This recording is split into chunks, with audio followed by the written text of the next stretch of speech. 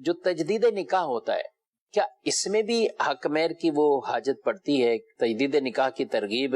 بھی دلائی جاتی ہے اور یہ بھی ہونا چاہیے، اس حوالے سے بھی کچھ آپ رہنمائی فرمائیں۔ باقی یہ کہ حق مہر اب یعنی جب جب کریں گے تو اس میں حق مہر بھی رکھنا پڑے گا، کیا کہتے ہیں؟ بسم اللہ الرحمن الرحیم۔ تجدید نکاح کی بعض صورتیں تو وہ ہوتی ہیں کہ جس میں کسی ایسا کام کہ جس کی وجہ سے نکاح ہی ٹوٹ جاتا ہے۔ مثال کے طور پہ آدمی سے کوئی کفریہ جملہ سرزد ہو گیا جس کی وجہ سے حکم شرع یہ ہے کہ ان دونوں کے درمیان نکاح ختم ہو چکا ہے، تو اب آدمی کو حکم یہ ہے کہ وہ سب سے پہلے توبہ کرے گا، اللہ تعالی کی بارگاہ میں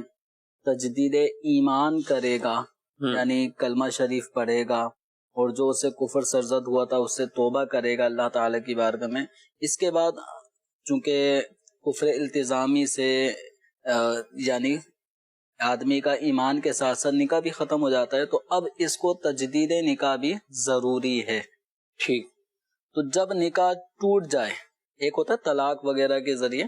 طلاق کے علاوہ بھی نکاح ٹوٹنے کی بہت ساری صورتیں بن سکتی ہیں، تو ان میں سے ایک مثال میں نے وہ دی ہے کہ کوئی کفریہ کام، کوئی کفریہ فعل جس کی وجہ سے شریعت اس بات کی پابند کرے کہ نکاح ٹوٹ گیا، تو اب توبہ تجدید ایمان کے ساتھ ساتھ تجدید نکاح بھی، ان میاں بیوی کو ایک ساتھ رہنا ہے تو تجدید نکاح کرنا بھی ضروری ہوگا۔ تو جہاں پر شریعت مطہرہ نے تجدید نکاح کو لازم قرار دے دیا ہے نکاح ٹوٹنے کی وجہ سے، تو اب وہاں پہ چونکہ نکاح کو دوبارہ سے منعقد کیا جائے گا تو اس نکاح میں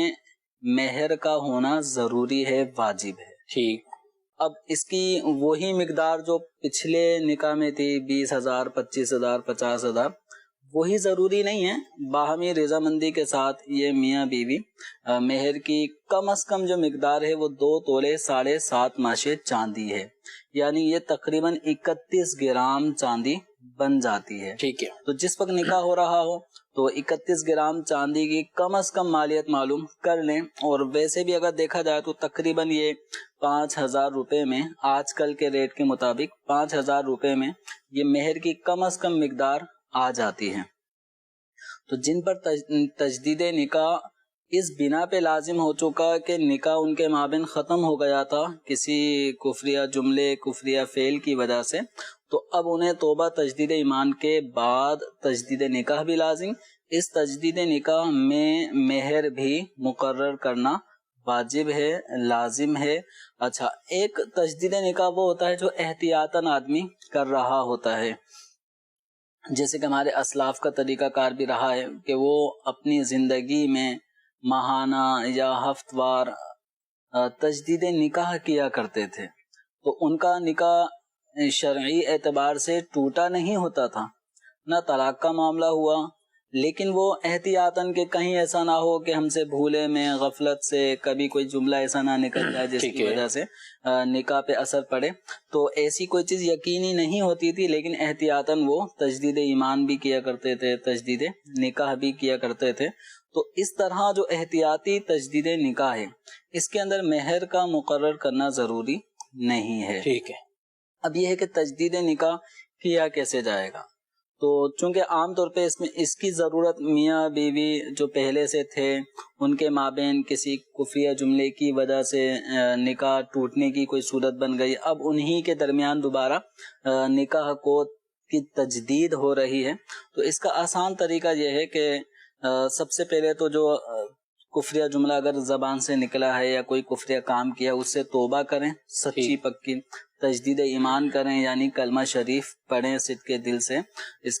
کا اظہار کریں اسلام قبول کرنے کے حوالے سے، اس کے بعد پھر میاں بیوی کا تجدید نکاح کیا جائے گا۔ تو تجدید نکاح کے لیے یہ دونوں عاقل بالغ موجود ہیں، اب ان کے اپنے فیملی ممبر بھی ہو سکتے ہیں، یعنی ان کے 2 بھائی ہیں شوہر کے، یا عورت کے 2 بھائی موجود ہیں عاقل بالغ مسلمان، تو ان کے سامنے شوہر اپنی بیوی سے کہے اگر تجدید نکاح ضروری ہو چکا تھا نکاح ٹوٹنے کی وجہ سے، تو اب مہر بھی چونکہ لازم ہوگا، تو اب آدمی یہ کہے گا اپنی اہلیہ کی طرف مخاطب کر کے کہ میں نے آپ کو بالفرض 5,000 روپے مہر کے عوض اپنے نکاح میں لیا، صحیح اب یہ شوہر کا یہ جو جملہ ہے اس کو کہیں گے ایجاب. صحیح. اب اس کے جواب میں عورت کہے گی میں نے قبول کیا. عورت کے اس جملے کو کہیں گے قبول. تو یہ ہوا ایجاب اور قبول، اور دو گواہ عاقل بالغ مسلمان اس ایجاب اور قبول کو سن رہے ہیں، ٹھیک ہے. تو نکاح منعقد ہو گیا. اور اگر احتیاطی طور پہ تجدید نکاح کیا جا رہا ہے تو اس میں اب مہر مقرر کرنا ضروری نہیں ہوتا، تو اس میں پھر آدمی اپنی اہلیہ سے دو گواہوں کی موجودگی میں کہے. گواہ اس میں بھی ضروری ہیں. گواہ اس میں بھی ضروری ہیں. مہر کے لیے ہے، مہر کی ایک وہ ہے رخصت، لیکن گواہ چونکہ نکاح ہو رہا ہے نا، تو نکاح کے لیے گواہ شرط ہے. لا نکاح الا بشہود، حدیث مبارکہ میں اس طرح ارشاد فرمایا ہے تو کہ گواہوں کے بغیر نکاح نہیں ہوتا. تو تجدید نکاح احتیاطی بھی اگر کیا جا رہا ہے تو اس میں بھی گواہوں کے سامنے ہی کرنا ہوگا. یہ کہ مہر لازم نہیں ہے، آدمی گواہوں کی موجودگی میں اپنی اہلیہ سے کہے کہ میں نے آپ کو اپنے نکاح میں لیا، عورت کہے میں نے قبول کیا، تو اس طرح بھی تجدید نکاح ان کے درمیان ہو جائے. ٹھیک ہے.